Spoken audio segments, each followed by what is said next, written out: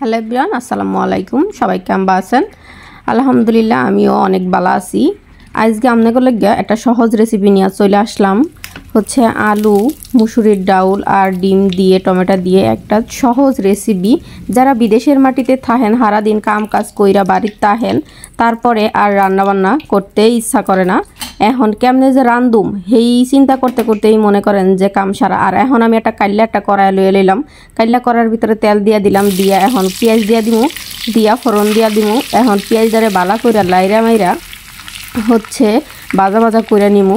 ভাজা ভাজা কইরা তারপর এর ভিতরে একটু দিয়া দিমু হচ্ছে কাঁচা মরিচ আর পেঁয়াজ রসুন পেস্ট দিয়া এটাকে বালা কইরা হচ্ছে কষায়া লমু। কষায়া তারপরে হচ্ছে এইখানে আলুগুলা দিয়া দিমু। আলুগুলা দিয়া সুন্দর কইরা লাইরা সাইরা বাইজা এইটারে মনে করেন এমন সুন্দর করে বাজমু, মনে করেন বাজলে এটারে যত সুন্দর করে বাজবেন তরকারিটা খাইতে তত বেশি টেস্ট লাগবে।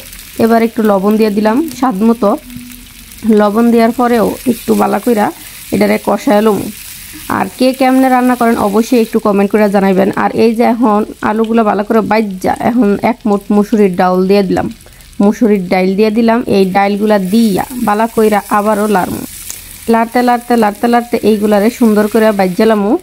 বাজার পরে গিয়া এই যে ডিমটা আপনাগুলো গিয়ে বাজি করছি, দেখেন কেমন সুন্দর লাগতেছিল। আর এই যে হলুদ মরিচের গুঁড়া ধনিয়ার গুঁড়া সব কিছুই সামনে লয়ে লইছি। এইগুলা একটু একটু করে দিয়া দেওয়ানোর লাগিয়া এইগুলো দিয়া দিমু আস্তে আস্তে। এই যে মরিচের গুঁড়া একটু দিয়া দিলাম, তারপরে ধনিয়ার গুঁড়া দিলাম, তারপরে আবার হলুদের গুঁড়া দিলাম। দিয়া এইগুলারে সুন্দর কইরা আবার একটু লাড়াচাড়া দিই। এমন সুন্দর করে লাড়াচাড়া দিয়া এইগুলারে বাজ্জালাম। এইগুলারে বাজ্জা তারপরে মানে দেখেন এত সুন্দর বাজা হইছে, মানে দেখেই লোভ লাগতেছে। আবার এরপরে বালা করে লাইরা এর ভিতরে দিয়া দিব পানি কষাইয়া। পানি দেওয়ার পরে দেখেন কি যে সুন্দর একটা মানে হচ্ছে কালার আইতাছে, দেখেই তো মনে করে জিব্বার মধ্যে পানি আইয়া হরব। এখন এই যে ডিমগুলা কাটতে লইছি, এই ডিমটারে আবার চারগা ভাগ করে লইছি।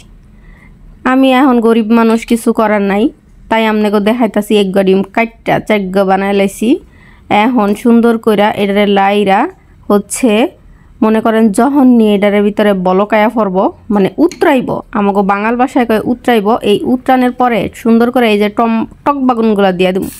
টক বাগুন কে কি বাগুন কন আমি জানি না, আমাকে দেশের ভাষায় কয় এটার নাম টক বাগুন বা টমেটা।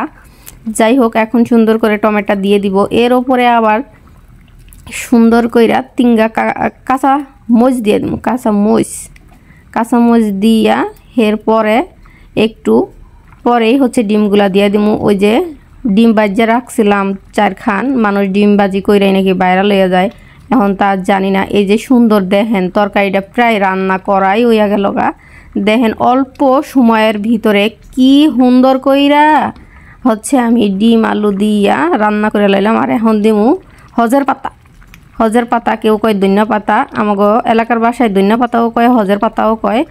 দেখেন কি যে সুন্দর একটা লোভনীয় দেখাচ্ছে, এটা দেখলেই তো জিব্বার ভিতরে পানি আয়া হরে।